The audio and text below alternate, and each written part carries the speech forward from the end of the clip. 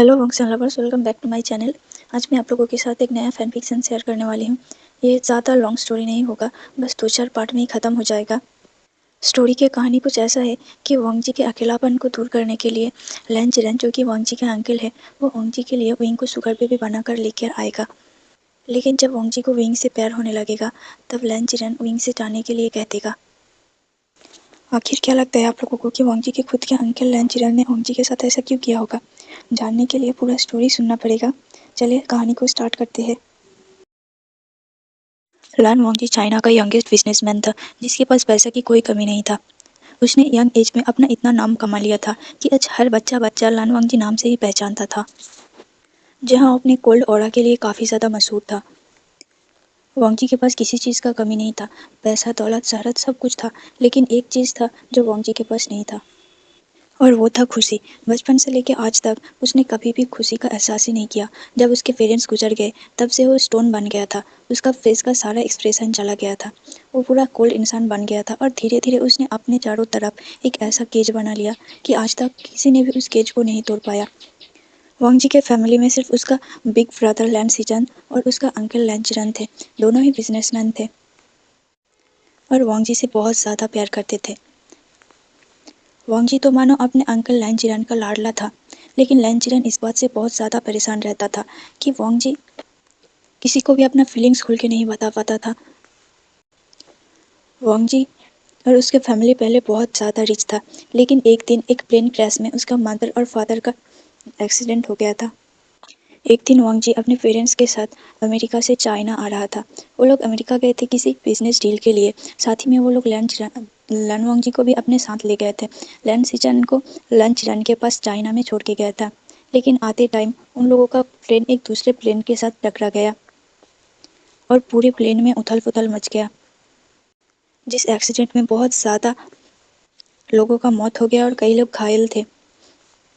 वैसे तो इंसिडेंट इतना बड़ा नहीं होता था, लेकिन जब प्लेन का क्रैश हुआ, तब सारे लोगों ने उथल पुथल मचा दिया था प्लेन के अंदर। वांग जी के मदर और फादर मौका मिलते ही वांग जी को सेफ जोन पे भेज दिया था, जिसकी वजह से वांग जी को ज़्यादा चोटें नहीं लगा था। लेकिन उसके मदर और फादर सीरियसली घायल थे। फाइनली रेस्क्यू टीम ने उन लोगों को जाके रेस्क्यू किया। उसके बाद उन लोगों को चाइना के बहुत बड़े हॉस्पिटल में एडमिट किया गया। वांग जी के फादर चिंग हैन जुन का कंडीशन बहुत ज़्यादा ख़राब था। वो हॉस्पिटल में पहुंचते पहुंचते ही अपना दम तोड़ देता है। दूसरी तरफ वांग जी के मदर मिसेस लैन ई, वो भी बहुत ज़्यादा घायल थी। उसे तुरंत इमरजेंसी ऑपरेशन के लिए लाया गया। दूसरी तरफ वांग जी अपने आंखों के सामने अपने मम्मी पापा को इस हालत का देखा था। वो भी घायल था, लेकिन उसे कुछ ज़्यादा चोटें नहीं लगा था। वह भी अपने रिकवरी स्टेज में था। 2 दिन बाद वांग जी पूरी तरह से रिकवर हो जाता है। लेकिन जब वो उठ के अपने फ्रेंड्स का पूछते हैं, तो सभी लोग चुप थे। लन चिरन वांग जी को गोद में लेके बहुत ज़्यादा रो रहा था। वांग जी उस वक्त सिर्फ 7 साल का था। लैन चिरन ने उसे समझाया कि उसका पापा अब उन लोगों के साथ नहीं रहता। हॉस्पिटल लाते टाइम वांग जी ने अपने पापा का डेड बॉडी को देखा था, जिसे देखकर वो बेहोश हो गया था और उसे भी इमरजेंसी ट्रीटमेंट दिया गया था। उस वक्त वांग जी पूरी तरह से टूट गया था। वो अपने पेरेंट्स और फैमिली मेम्बर के बहुत ज़्यादा करीब था। एक तो उसका फादर का डेथ उसके आंखों के सामने हो चुका था, और दूसरी तरफ उसका माँ आईसीयू में एडमिट था। वांग जी के माँ को सीसीयू में शिफ्ट किया गया था। उसका कंडीशन अभी भी बहुत ज़्यादा बदतर था। वांग जी बस उस कांच के दरवाजे के बाहर से उसको माँ को देख पाता था। वांग जी अपने फादर से भी ज़्यादा अपने मदर से कनेक्टेड था। कुछ दिन के बाद वांग जी के मदर भी अपना दम तोड़ देता है। वांग जी अपने मदर फादर को अपने आंखों के सामने चला जाता हुआ देखा, यहाँ तक कि वो खुद भी तो मौत के मुंह से वापस लौट आया था। उस दिन के बाद से वांग जी पूरी तरह से चुप हो गया था। पहले तो वो बोलता भी नहीं था, लेकिन लैन सिचन और लैन चिरन के बहुत ज़्यादा कोशिश करने के बाद वो सिर्फ ज़रूरत का 1-2 वर्ड से बोल पाता था, मानो वो बोलना ही नहीं चाहता था। उस इंसिडेंट ने वांग जी को इतना अफेक्ट किया था कि वांग जी पूरी तरह से अपने आप को आइसोलाइज्ड कर लिया था। लेकिन वांग जी बचपन में ऐसा नहीं था। वांग जी बचपन में बहुत ज़्यादा चुलबुला नेचर का था। वो बहुत ज़्यादा शरारत करता था। वांग जी के भाई और अंकल को लगा कि शायद टाइम बीतने के साथ साथ वांग जी धीरे धीरे नॉर्मल हो जाएगा, लेकिन वांग जी कभी भी नॉर्मल नहीं हो पाया। एक तो उनका फैमिली का इतना बड़ा इंसिडेंट हो गया था, और दूसरी तरफ से लैन फैमिली का फैमिली बिजनेस था। उन लोगों का कंपनी का नाम था बेचन। मैडम लैन और चिंगहनजुन के डेथ के तुरंत बाद ही उनके कंपनी के दूसरे शेयर लीडर्स कंपनी को हथिया लेते हैं और फिर लैन चिरान को मजबूरन वांगजी और सिचान को उस हालत में छोड़कर कंपनी के ऊपर ध्यान देना पड़ता, जिस वजह से जब वांगजी को ज़्यादा ज़रूरत था तब वो वांगजी पर बहुत ज़्यादा ध्यान नहीं दे पाया। और लैन चिरान भी कितनी तरफ संभलते, एक तो उसका खुद का ब्रदर और भाभी का एक्सीडेंट, दूसरी तरफ वांगजी का ऐसा हालत और तीसरी तरफ बिजनेस का ऐसा लॉस। लैन चिरान भी टूट गया था, वो अपनी कंपनी को एट लास्ट बचा नहीं पाया। बड़े बड़े शेयर होल्डर्स ने कंपनी को हथिया लिया। अब लैन चिरान के पास वांगजी और सिचान को पालने के लिए कुछ भी नहीं था। लैन चिरान बहुत ज़्यादा इंटेलिजेंट थे, उसने शुरू से मेहनत किया और फिर लैन कंपनी को फिर से स्टार्ट अप किया। धीरे धीरे उन्होंने बिजनेस का ग्रोथ किया और इस बीच वो लैन सिचान और लैन वांगजी के ऊपर ध्यान देना भी नहीं भूलता था। धीरे धीरे वक्त बीतता गया। लैन चिरान लैन कंपनी को बहुत ज़्यादा ऊंचाई पे लेके गए। उसके बाद सिचान ने भी बिजनेस ज्वाइन किया। सिचान बस लैन वांगजी से 4 साल बड़ा था, इसलिए वो सब कुछ समझता था। इसलिए उसने माँ पापा के जाने के बाद अपने भाई को संभालने का सोचा। लेकिन लैन वांगजी इतना सदमे में चला गया था उसके मम्मी पापा के उस इंसिडेंट के बाद कि वो पूरी तरह से ठीक नहीं हो पाया। वो किसी से इंटरेक्ट ही नहीं कर पाता था, वो किसी के सामने अपने आप को खुल ही नहीं पाता था। वांगजी जब बड़ा हो गया तब लैन चिरान ने वांगजी को अपने लैंड बिजनेस में ज्वाइन करने के लिए कहा। वांगजी अपने अंकल को दुखी नहीं करना चाहता था, इसलिए उसने तुरंत हाँ कर दिया। वांगजी के कंपनी ज्वाइन करने के 2-4 साल बाद ही कंपनी बहुत ज़्यादा ग्रो करने लगा। वांगजी भी अपने मदर फादर और अंकल की तरह बहुत ज़्यादा शार्प माइंडेड था। वांगजी ने बहुत मेहनत किया, इतना कि आज लैंड बिजनेस चाइना के टॉप बिजनेसमैन में वो आता है। इतना बड़ा बिजनेसमैन होने के बाद भी वांगजी के नाम पे कोई कंट्रोवर्सी नहीं था, यहाँ तक कि उसने अब तक किसी भी लड़की को भी डेट नहीं किया था। वो होता है ना कि आप जितना भी परफेक्ट हो, लोग आपके अंदर कमियां निकाल ही लेंगे। धीरे धीरे सभी बिजनेसमैन और मीडिया इस बात का चर्चा करने लगा कि आखिर 25 साल का होने के बाद भी लैन वांगजी का अभी तक एक भी डेट सामने क्यों नहीं आया। क्या लैन वांगजी इतने छुपे रुस्तम है या फिर वो सच में एक जेंटलमैन था। इस बात का चर्चा होने लगा क्योंकि आज तक पापाराजी और मीडिया वांगजी को कभी भी किसी लड़की के साथ कैप्चर नहीं कर पाया था। यहाँ तक कि उसका नेचर इतना कोल्ड था कि वो बस बिजनेस मीटिंग में जाता था, मीटिंग में जितना बोलना था बोलता था और फिर वापस चला आता था। ज़रूरत के बिना वांगजी एक भी लफ्ज़ ज़्यादा नहीं बोलता था, जिस बात से वांगजी के इमेज पर अफेक्ट पड़ने लगा। लेकिन वांगजी को इस बात से कोई भी फर्क नहीं पड़ता था, वो बस अपनी ज़िंदगी जैसे चल रहा था वैसे ही चलने देना चाहता था। लेकिन लैन चिरान वांगजी से बहुत ज़्यादा प्यार करता था और वो वांगजी का इस तरह से सबके सामने मजाक बनते हुए नहीं देख पा रहा था, जब वो खुद जानता था कि वांगजी कितना शरीफ बच्चा है उसका। लैन चिरान ने वांगजी के लिए ब्लाइंड डेट फिक्स करना शुरू कर दिया, लेकिन वांगजी के कोल्ड नेचर की वजह से हर लड़की वांगजी को रिजेक्ट करता गया। एक दिन लैन चिरान को एक लड़की बहुत ज़्यादा पसंद आई। वो लड़की दिखने में बहुत ज़्यादा खूबसूरत थी और अच्छे घर से भी बिलोंग करती थी। इसलिए लैन चिरान ने डिसाइड किया कि वो उसी को वांगजी का पार्टनर बनाएगा, जिसके चलते वांगजी के नाम का कंट्रोवर्सी भी खत्म हो जाएगा। और लैन चिरान जानते थे कि कहीं ना कहीं वांगजी अपने आप को बहुत ज़्यादा अकेला महसूस करता था। वो अभी तक उस इंसिडेंट से उभर नहीं पाया था। वो इस बात का उम्मीद करता था कि शायद कोई लड़की वांगजी के लाइफ में आएगा तो वांगजी थोड़ा सा बदल जाएगा, वांगजी का अकेलापन दूर हो जाएगा। इसलिए उसने वांगजी के साथ उस लड़की का डेट फिक्स किया। वांगजी दिखने में बहुत ज़्यादा हैंडसम था, इसलिए लड़की ने भी ज़्यादा नहीं सोचा और वांगजी के साथ डेट करने के लिए तैयार हो गई। वांगजी को तो इस सब से कोई लेना देना ही नहीं था, वो इस सब में बिल्कुल भी इंटरेस्ट नहीं था। वो अपने लाइफ को अकेला बिताना चाहता था। लेकिन वो अपने अंकल की खुशी के लिए राज़ी हो गया, क्योंकि उसे पता था कि उसके अंकल ने उन लोगों के लिए कितना किया। जहाँ तक कि उसके अंकल ने एक बार भी शादी के लिए भी नहीं सोचा, ताकि वो सिचन और वांगजी को संभाल सके। एक पूरे डूबता हुआ बिजनेस को उसके अंकल ने अकेला इतना बड़ा किया, इतना ग्रो किया, उन लोगों को संभाला। और ऊपर से वांगजी भी जानता था कि उसके इस नेचर की वजह से उसका अंकल बहुत ज़्यादा परेशान रहता था, क्योंकि उसका अंकल उसे बहुत ज़्यादा प्यार करता था और उसे ऐसे हालत में नहीं देख पा रहा था। इसलिए वो अपने अंकल की खुशी के लिए मान गया। वांगजी और वो लड़की तकरीबन 1 साल तक डेट करता है।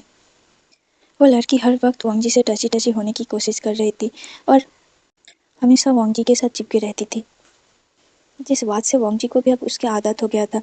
लेकिन एन वक्त पे वो लड़की भी वांगजी को छोड़कर चली जाती है। सिर्फ चले ही नहीं जाती, उसने तो जाके ये अफवाह फैला दिया था कि वांगजी एक असेक्सुअल है और वो कभी भी किसी लड़की को खुश नहीं कर सकता। जो बात चारों तरफ आग की तरह फैल जाता है और हर कोई अब वांगजी की पर्सनालिटी और उसके कैरेक्टर को लेकर सवाल उठा रहा था। पहले पहले तो वांगजी को भी कोई फर्क नहीं पड़ता था, लेकिन जब जब वो किसी पार्टी में जाता था तो सभी लोग उसकी तरफ इस तरह से देखता था कि मानो वांगजी ने बहुत ज़्यादा बड़ा क्राइम कर दिया है। वांगजी को तो पता ही नहीं था कि उस लड़की ने ऐसा क्यों किया। वो पहले तो वांगजी के साथ टची हुई, फिर जब वांगजी के दिल में उसके लिए फीलिंग्स तो नहीं था, लेकिन जब वांगजी को उसका आदत लगने लगा तब वो वांगजी को छोड़ के चली गई और ऊपर से ऐसा अफवाह फैला दिया कि वांगजी एक ऐसा पर्सन है जिसके अंदर कोई फिजिकल डिज़ायर ही नहीं था। इतना तक तो ठीक था, उसने ये भी अफवाह फैलाई थी कि वांगजी ना ही तो किसी लड़का और किसी लड़की किसी के साथ भी सम्मत नहीं बना सकता। वांगजी को अब बहुत ज़्यादा गुस्सा आ रहा था। धीरे धीरे वांगजी ने पार्टी में जाना ही बंद कर दिया, लोगों की बातों के डर से। अब 1 साल हो गया था, वांगजी पूरा 27 साल का था। आज वांगजी को एक पार्टी में जाना था। ऐसे तो वांगजी उस 1 साल में एक भी पार्टी अटेंड नहीं किया था, लेकिन आज उसको जाना ही था। और आज उसे वो सारी पुरानी बातें याद आ रहा था कि कैसे जब वो पार्टी में जाया करता था तो सब उसके ऊपर ऐसे कमेंट पास करता था कि मानो उसे पार्टी में रहने का ही नहीं दिल करता था। वो बस थोड़ी देर जाता, पार्टी अटेंड करता और चला आता। सभी के तिरछी नज़र वांगजी को घूमता था। आज वांगजी को एक पार्टी में जाना था। वांगजी जाना तो नहीं चाहता था, लेकिन ये अर्जेंट था, उन लोगों की कंपनी के लिए बहुत ज़्यादा ज़रूरी था, इसलिए वांगजी को जाना ही पड़ेगा। उसने अपने आप को मेंटली प्रिपेयर कर लिया कि उसे फिर से वही सब बातें सुनने को मिलेगा। वांगजी पार्टी के लिए रेडी हो रहा था, तभी उसके अंकल ने उसे हॉल पे बुलाया। और जब वो हॉल पे गया तो देखा कि एक बहुत ही खूबसूरत लड़का उसके अंकल के बाजू में खड़ा था। उसके अंकल ने उसे उस लड़के के साथ परिचय कराते हुए कहा कि वांगजी, इससे मिलो, इसका नाम बेविसियन है, आज से तुम इसके शुगर डैडी हो। वांगजी डिस्बिलीव हुए उसके अंकल की तरफ देखने लगा। क्या अब उसका अंकल उसके लिए शुगर डैडी भी लाना शुरू कर दिया है?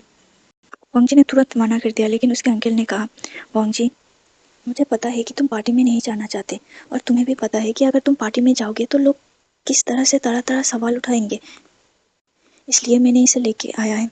ये एक प्रोफेशनल शुगर बेबी का काम करता है। कुछ नहीं, बस तुम लोग 6 महीने एक साथ रहो। बेबी तुम्हें उतना ही स्पेस देगा जो तुम चाहते हो। वो कभी भी तुम्हें टच नहीं करेगा और ना ही कभी भी तुम्हारे पास आने की कोशिश करेगा। वो तुम बस उसे अपने साथ पार्टी में ले जाओगे और 1-2 बार उसके साथ कहीं घूमने के लिए किसी रेस्टोरेंट पे या फिर कहीं थिएटर में चला जाओ, ताकि लोगों को ये लगे कि तुम दोनों एक दूसरे को डेट कर रहे हो। देखना धीरे धीरे तुम्हारे नाम पे ये जितने सारे एलिगेशंस और फेक अफवाहें उड़ रहा है ना, सब धीरे धीरे खत्म हो जाएगा, फिर तुम दोनों अलग हो जाना। वांगजी को भी अपने अंकल का ये आइडिया सही लगा। वो करना तो नहीं चाहता था, लेकिन वो अपने अंकल के बात को टाल नहीं सकता था, और ऊपर से उसे भी अपने अंकल के बातों में लॉजिक दिखाई दिया। लेकिन वांगजी बस ये सोच रहा था कि क्या ये लड़का इन सब चीज़ों के लिए सही फिट होगा। ये भी तो उस लड़की की तरफ वांगजी को धोखा नहीं देगा ना। और ये तो एक प्रोफेशनल शुगर बेबी है, अगर कोई इसे पहचान लिया तो फिर वांगजी की रेपुटेशन तो और भी ज़्यादा गिर जाएगा। जो बचा कुचा इज्जत है वो भी चला जाएगा। वांगजी के बातों को समझते हुए लैन चिरन ने कहा, वांगजी, फिक्र मत करो, इस लड़के को तुम्हारे भाई ने ही हायर किया है, और ये चाइना का भी नहीं है, ये अमेरिका से आया है। ये वही रहता है और वही अपना काम करता है। वही इसका भी कुछ शर्त है कि तुम उसे टच नहीं करोगे, उसके प्राइवेट स्पेस में दखलंदाज नहीं करोगे। वो बस तुम्हारे साथ पार्टी में जाएगा, थिएटर में जाएगा, और सिर्फ वही जाके तुम लोगों को एक दूसरे के केयर करने का प्रिटेंड करना होगा। तुम लोगों को ये दिखाना होगा कि तुम लोग सच में डेट कर रहे हो। उसके लिए अगर तुम लोगों को थोड़ा सा एक दूसरे का करीब आना पड़ा तो भी सही है, लेकिन उसके अलावा तुम लोगों के बीच और कुछ नहीं होगा। यकीन मानो वांगजी, तुम इस लड़के पर भरोसा कर सकते हो, क्योंकि ये सिचन का दोस्त का पहचान का है, और उसी ने सिचन को इसका नाम रिकमेंड किया था। वांगजी को अपने भाई पर पूरा भरोसा था। अगर उसका भाई किसी को लेके आया है तो वो ज़रूर सोच समझ के ही लेके आया होगा। ऐसे ही किसी को वांगजी के लिए उठाकर नहीं लेके चला आया होगा। और वांगजी जिस बात का डर रहा था, उसके भाई पहले से ही वो सब सोच के ही अरेंज किया होगा, इसीलिए वांगजी ने हाँ कर दिया है। वांगजी ने वेबुसियान की तरफ फाइनली सही से देखा। वेबुसियान बहुत ज़्यादा सुंदर था। वो एक पतला-दुबला लड़का था जिसका हाइट लगभग वांगजी के बराबर था और उसका ब्यूटी किसी भी लड़की की ब्यूटी को भी टक्कर दे सकता था। आज फुल फैमिली को ही इस पार्टी में जाना था। सीजन तो कंपनी से ही उस पार्टी के लिए निकल जाएगा और लन चिरन और लन वांगजी एक साथ ही घर से जाने वाले थे। अब विंग भी उन लोगों के साथ जाने वाला था। लन चिरन ने वेबुसियान को पहले से ही समझा दिया था कि उसे क्या क्या करना होगा और लन वांगजी को किस नाम से बुलाना होगा और कैसे एक्ट करना होगा। वेबुसियान ने भी बता दिया था कि उसका नाम मतलब लन वांगजी उसे विंग कह के पुकार सकता है और लन चिरन ने वेबुसियान से कहा था कि वो लन वांगजी को लंचा कहे ताकि सबको यकीन हो जाए कि हाँ वो लोग एक दूसरे के बहुत ज़्यादा करीब है। वांगजी ड्राइव कर रहा था और फाइनली वेन्यू में पहुंच गया। उसने कार को पार्क किया और लन चिरन ने कहा कि तुम दोनों को एक दूसरे का हाथ पकड़कर अंदर जाना पड़ेगा। वांगजी ने विंग के हाथों को पकड़ लिया। उसे कुछ अजीब सा महसूस हुआ, लेकिन वो स्टिफ फेस करके वेबुसियान को लेकर अंदर चला गया। जब लन वांगजी को किसी लड़के के साथ देख रहे थे और वो भी इतना इंटीमेट तरीके से दोनों खड़े थे एक दूसरे के हाथों में हाथ डालकर, सब लोगों को डाउट हुआ कि क्या ये लन वांगजी का बॉयफ्रेंड तो नहीं है ना। लेकिन सब लोग फिर से गॉसिप करने लगा कि लन वांगजी तो एक असेक्सुअल है, तो फिर वो उस लड़के के साथ क्या कर रहा है। लेकिन दोनों को देखकर तो ऐसा ही लग रहा था कि दोनों एक दूसरे के बहुत ज़्यादा करीब है। जहाँ सभी को पता था कि लन वांगजी कभी भी किसी का फिजिकल टच को नहीं पसंद करता था, वो अब किसी लड़के के हाथों में हाथ डालकर उसके कमर में अपना हाथ डालकर खड़ा था। पार्टी में जाने के तुरंत बाद ही लन वांगजी और लन चिरन और लन सिशन को पता चल गया कि अब लन वांगजी को लेकर लोगों का नज़रिया बदलने लगा। लन चिरन ने वांगजी को इशारा करते हुए दूसरी जगह बुलाया। जब वांगजी अपने अंकल के पास गया तो चिरन ने कहा, देख रहे हो वांगजी, एक दिन में ही इतना ज़्यादा असर। सोचो अगर तुम लोग एक दूसरे के साथ 6 महीने रहोगे तो तुम्हारा इमेज पूरी तरह से क्लियर हो जाएगा। वांगजी ने अपना सिर हिला दिया, हाँ मैं। इसी तरह दिन बीतने लगा। वांगजी अब विंग को अपने साथ हर जगह लेके जाता था, यहाँ तक कि विंग वांगजी के साथ लन विंसन में भी रहने लगा। लन चिरन ने कई 1-2 बार प्लान करके उन लोगों को थिएटर में भेजा, रेस्टोरेंट में भेजा और फिर पपराज़ी को फ़ोन किया ताकि उन लोग दोनों का फ़ोटो खींच सके और इस तरह से वांगजी का इमेज भी धीरे धीरे क्लियर हो रहा था। दरअसल इस सब के पीछे लन चिरन का एक और मकसद था जो कि उसने अभी तक वांगजी को नहीं बताया था। वो ये था कि वांगजी को लन चिरन हमेशा से ऐसे अकेले नहीं देख पाता था, क्योंकि उसे पता था कि अगर चिरन नहीं कहेगा तो वांगजी कभी भी किसी से शादी भी नहीं करेगा। यहाँ तक कि वांगजी ने इस बात को पहले ही क्लियर कर दिया था कि वो पूरी ज़िंदगी सिंगल रहना चाहता है, लेकिन वो ये डेट वगैरह सिर्फ लन चिरन की खुशी के लिए कर रहा था। लन चिरन वांगजी की शादी एक अच्छे लड़की से कराना चाहता था, लेकिन वांगजी के नाम का उस सारे अफवाहों की वजह से कोई भी अच्छे घर के इंसान, बिजनेसमैन वांगजी के साथ अपने बेटी का रिश्ता कराने के लिए तैयार नहीं था और ऊपर से कोई भी लड़की भी राज़ी नहीं हो रहा था। इसीलिए लन चिरन ने ऐसा किया। अब धीरे धीरे उसे वांगजी का फ्यूचर अच्छा दिख रहा था। वही बात वांगजी का था तो वो वेबुसियान के साथ रहते रहते अपना सील को भी तोड़ने लगा था। वो अब बात करता था, ज़्यादा नहीं पर ज़रूरत का वो तो बोल ही लेता था। जब वो लोग बाहर जाते तब कपड़ों वाला सारी हरकत करते और पापराज़ी उन लोगों को कैप्चर करता और दूसरे दिन उन लोगों के न्यूज़ छपवाता। इस 3 महीने में वांगजी विंग की तरफ बहुत ज़्यादा खिंचाव महसूस कर रहा था। उसके दिल में विंग्स के लिए फीलिंग्स डेवलप हो रहा था। उसे पता था कि वो जो महसूस कर रहा है वो सही नहीं है, लेकिन वो फिर भी अपना दिल को नहीं रोक पा रहा था। यहाँ तक कि इस बात के गुस्से में वांगजी ने कई बार विंग के साथ मिसबिहेव भी किया, उसके ऊपर चिल्लाना, उसको डांटना, लेकिन विंग ने एक भी बात नहीं की।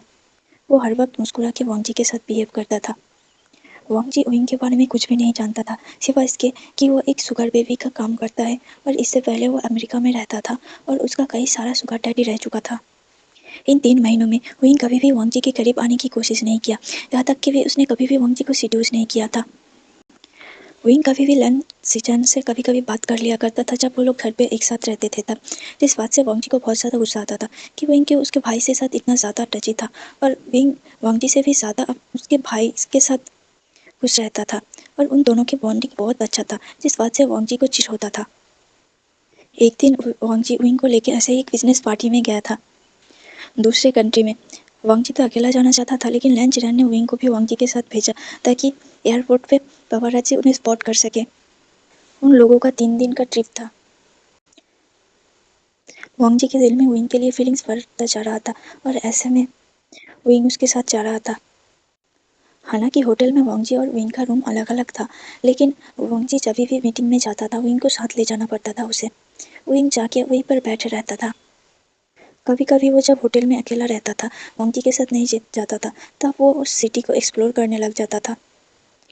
एक दिन सडनली वांगजी को विंग को लेकर दूसरे जगह मीटिंग के लिए जाना पड़ा, जहाँ उन लोगों को मीटिंग करते करते बहुत ज़्यादा रात हो गया और दोनों होटल नहीं पहुँच सकते थे, क्योंकि उन लोगों के गाड़ी रास्ते में ही खराब हो गया था। उन्होंने डिसाइड किया कि वहीं पास ही में एक होटल लेके वो दोनों एक नाइट स्टे करेंगे। वो भी एक वीआईपी होटल था। वांगजी जाके दोनों कमरा मांगता है, लेकिन होटल में सिर्फ एक ही कमरा अवेलेबल था। इसलिए वांगजी ने ज़्यादा नहीं सोचा और उस एक कमरे को ही बुक कर लिया। अब विंग और वांगजी एक ही कमरे में था। दोनों ने कमरे के अंदर एंटर किया। विंग तो बहुत ज़्यादा नर्वस था। हालांकि वो एक शुगर बेबी था, लेकिन उसका काम सिर्फ इतना था कि वो लोगों को कंपनी दे, उनका अकेलापन को दूर करे और उन लोगों के साथ जगह जगह घूमने जाए। विंग ने तो कभी भी किसी के साथ किस भी नहीं किया था। जब भी वो किसी का शुगर बेबी बनने का काम करता था, तब वो एक कॉन्ट्रैक्ट साइन करता था, जिससे कि वो दूसरा इंसान विंग को टच नहीं कर सकता था और उन दोनों के बीच फिजिकल रिलेशन जैसा कुछ भी नहीं होता था। और वो हमेशा उसके लिए एक अलग कमरा बुकिंग करवाता था अपने शुगर डैडी के से कह कर। लेकिन आज हालत ऐसा था कि वांगजी और विंग को एक ही जगह रुकना पड़ा। विंग बहुत ज़्यादा नर्वस था। वो भी वांगजी की तरफ खिंचाव महसूस करता था। इन दिनों में उसने रियलाइज़ कर लिया था कि वांगजी के लिए उसके दिल में फीलिंग्स था, लेकिन वो एक कॉन्ट्रैक्ट में बंधा हुआ था। उसने लैंचरेन से प्रॉमिस किया था कि वो कभी भी वांगजी को अपने आप को टच करने नहीं देगा और ना ही वो वांगजी को टच करेगा। अंदर जाके वांगजी पहले फ्रेश होने के लिए जाता है। विंग तब रूम पे ही रहता है। वो लोग मीटिंग के लिए गए थे, इसलिए उन लोगों के पास एक्स्ट्रा कोई कपड़े भी नहीं था। वो लोग पहले से ही डिनर करके आए थे, इसलिए खाने का भी कोई टेंशन नहीं था। लेकिन जब वांगजी जाके शावर लेता है, तो उसे पहनने के लिए कुछ भी नहीं मिलता। उसे बस अंदर बाथरोब दिखता है, जो कि वो पहन के बाहर आ जाता है। वो उनके बारे में सोचा ही नहीं था। उसका दिमाग में एक बार भी नहीं आया कि यहाँ सिर्फ एक ही बाथरोब है। अगर विंग वो पहन लेगा तो विंग क्या पहनेगा। दूसरी तरफ से वांगजी के आने के बाद विंग शावर लेने चला गया। जब वांगजी बाथरूम पहन के बाहर आया था, तो विंग के दिल बहुत जोर से फ्लटर कर रहा था। विंग का हार्ट बीट बहुत ज़्यादा बढ़ गया था, क्योंकि वांगजी बाथ टॉवल में और गीले बालों में पूरा ब्रीथ टेकिंग लग रहा था। उसे बस बार बार वांगजी को देखने का ही दिल कर रहा था, इसलिए वो तुरंत बाथरूम में चला गया शावर लेने और शावर के अंदर खुद को खड़ा करके अपने बॉडी के ऊपर पानी डालने लगा। वो इतना ज़्यादा घबराया हुआ था कि उसने नोटिस ही नहीं किया था कि बाथरूम में कुछ भी नहीं है सिवाय एक टॉवल के अलावा, और वो पहनेगा क्या। पूरी तरह से शावर लेने के बाद जब विंग अपने कपड़े के लिए सर्च करता है, तो वो देखता है कि एक भी कपड़ा नहीं था, सिर्फ एक टॉवल था। विंग उस टॉवल से अपना बॉडी पोंछता है और फिर अपने आप को क्लीन करने के बाद वो टॉवल पहन के बाहर आ जाता है। उसे लगा कि रूम पे कोई ना कोई तो कुछ ना कुछ तो होगा ही पहनने के लिए। विंग को लगा कि वीआईपी रूम है तो ज़रूर बाथरोब तो होगा ही, लेकिन इस बात की हड़बड़ी में वो भूल ही गया था कि बाथरोब तो वांगजी पहन के बाहर निकला था। विंग बाहर जाके बाथरूम के लिए सर्च करने लगा। तभी उसने वांगजी की आवाज़ सुना, कुछ चाहिए। विंग घूम के देखा तो वांगजी बाथरूम में खड़ा था। अब विंग को समझ आया कि वो कितना बड़ा गलती कर दिया है उसने अपने कपड़े को भिगोकर। अगर वो अपने कपड़े को ना भिगोता तो वो आज उसी कपड़ों में काम चला लेता। दोनों को ही समझ आता है कि बाथरूम सिर्फ एक और इंसान दो। वांगजी ने ऐसी चाहते हुए अपना बाथरूम खोल के विंग को देने गया, लेकिन फिर उसे याद आया कि अरे हाँ, उसने तो नीचे भी कुछ नहीं पहना। दोनों बहुत शाय फील कर रहे थे। वांगजी ने कहा कि एक काम करते हैं, मैं अंदर जाके बाथरूम उतरता हूँ, तुम दरवाजे से मुझे टॉवल दे देना है और मैं तुम्हें बाथरूम बस कर दूंगा, उसके बाद तुम बाथरूम पहन सकते हो। विंग ने कहा रूम सर्विस। वांगजी ने कहा मैंने फ़ोन किया था, लेकिन अब रात इतना हो गया है कि वो लोग भी कुछ नहीं कर सकते, हमें सुबह तक वेट करना होगा। दरअसल वांगजी को रियलाइज़ होते ही कि उसने तो बाथरूम पहन लिया, अब विंग क्या पहनेगा। उसने रूम सर्विस को फ़ोन किया था, लेकिन उन लोगों ने कहा कि अभी होटल में कुछ ज़रूरी काम के चलते वो लोग इतने रात को रूम सर्विस नहीं दे पाएंगे, तो उन लोगों को सुबह तक वेट करना होगा। दोनों ठीक ऐसा ही करते हैं। वांगजी विंग से टॉवल लेके पहन लेता है बाथरूम में और विंग बाथरूम पहन लेता है। फिर वांगजी टॉवल पहन के बाहर आता है। फिर दोनों सोने गए। एक ही बेड था, दोनों हिचकिचा रहे थे। वांगजी इससे पहले कभी भी किसी के साथ नहीं सोया और उसे विंग का पता नहीं था। और कमरे में एक सोफ़ा भी रखा हुआ था, इसलिए वांगजी ने कहा कि वो सोफे पे सो जाएगा और विंग चाहे तो बेड पे सो सकता है। विंग ने भी अपना सर हाँ में हिला दिया। लेकिन थोड़ी देर बाद सोने के बाद वांग को रियलाइज़ हुआ कि उसने कितनी बड़ी गलती कर दिया है, क्योंकि सोफ़ा बहुत ज़्यादा अनकम्फर्टेबल था और वांग को पहले आदत नहीं था ऐसा सोने में। विंग ने भी नोटिस किया कि वांग कितना ज़्यादा अनकम्फर्टेबल फील कर रहा है, इसलिए उसने वांग को कहा कि अगर वो चाहे तो वो विंग के साथ बेड में जॉइन हो सकता है।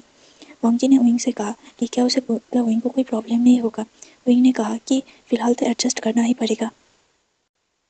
विंग वांग को ऐसे नहीं छोड़ दे सकता, क्योंकि अगर कल को वांग को कुछ हो गया तो उनको उसके अंकल को जवाब देना पड़ेगा। वांग तुरंत विंग के हाँ आते ही बेड पे आके लेट गया। दोनों एक दूसरे के बाजू में लेटे हुए थे। दोनों के ही दिल में उथल पुथल हो रहा था। दोनों के दिल में एक दूसरे को लेकर फीलिंग्स थे, इसलिए खुद को कंट्रोल करना दोनों के लिए बहुत मुश्किल था।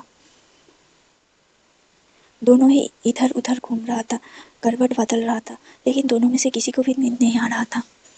बेड भी खूब ज़्यादा बड़ा नहीं था, इसीलिए दोनों की बॉडी आपस में टच हो रहा था। विंग बाथरूम में था और वांग सिर्फ टॉवल पहन के सोया हुआ था।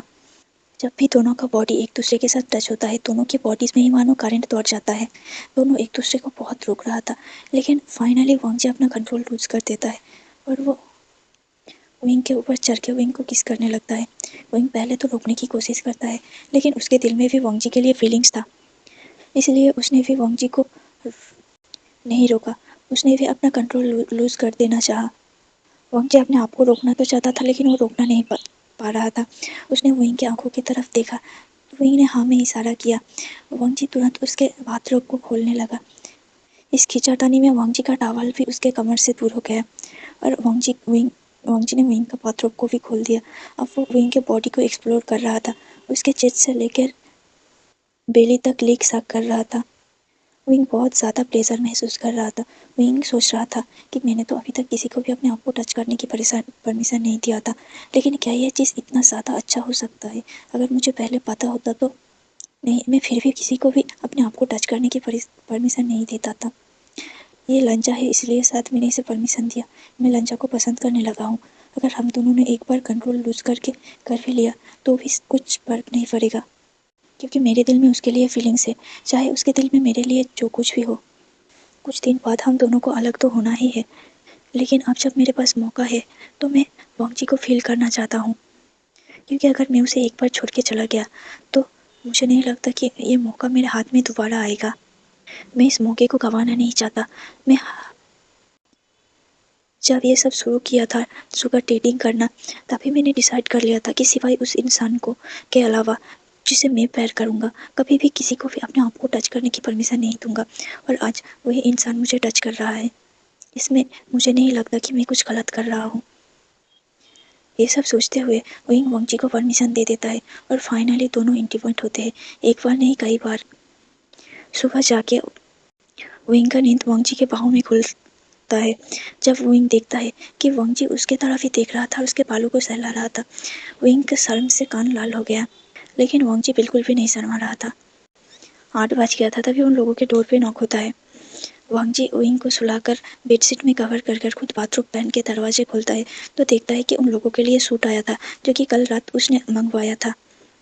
2 सूट आया था। वांग विंग को एक पहनने के लिए देता है और खुद एक पहनता है। विंग बाथरूम में जाके सूट पहन लेता है और वांग वही रूम पे ही अब चेंज कर लेता है। 2 दिन वो लोग अब्रॉड में रहते हैं और वहाँ खूब सारा एंजॉय करता है। वांग विंग के साथ पूरा घुल मिल गया था। वांग को भी फील होता है कि शायद विंग उसे पसंद करता है और वांग भी विंग को पसंद करता था। वांग विंग को बताना तो चाहता था, लेकिन उन दोनों के बीच में कॉन्ट्रैक्ट था। वांग ने डिसाइड किया कि वो कॉन्ट्रैक्ट खत्म होने के बाद विंग को अपना दिल की बातें कह देगा, क्योंकि अब वो श्योर हो चुका था कि वो विंग से प्यार करता है और उसके बिना नहीं रह सकता। उसे लगा कि अगर वो अपने अंकल को बताएगा तो उसका अंकल भी उसके लिए बहुत ज़्यादा खुश होगा। दोनों वापस चाइना लौट आते हैं। वांग बहुत ज़्यादा खुश था। उसके अंकल वांग के सडन बिहेवियर चेंज को देखकर बहुत ज़्यादा सरप्राइज थे। वांग को खुश देखकर उसका अंकल और भाई भी खुश हो गया था। वैसे ही दिन बीतता गया। अब 1 महीना बाकी था। इस बीच वांग अब बहुत ज़्यादा बातें करने लगा था, जो वांग कभी कुछ बोलता ही नहीं था। वो वांग अब बात करने का बहाना ढूंढता था, यहाँ तक कि उन लोगों के डाइनिंग टेबल पे भी साइलेंट रहता था। वो लोग बचपन से ही खाते टाइम पे बात नहीं करते थे, लेकिन अब वांग तो मानो खाते टाइम ही ज़्यादा बात करता था।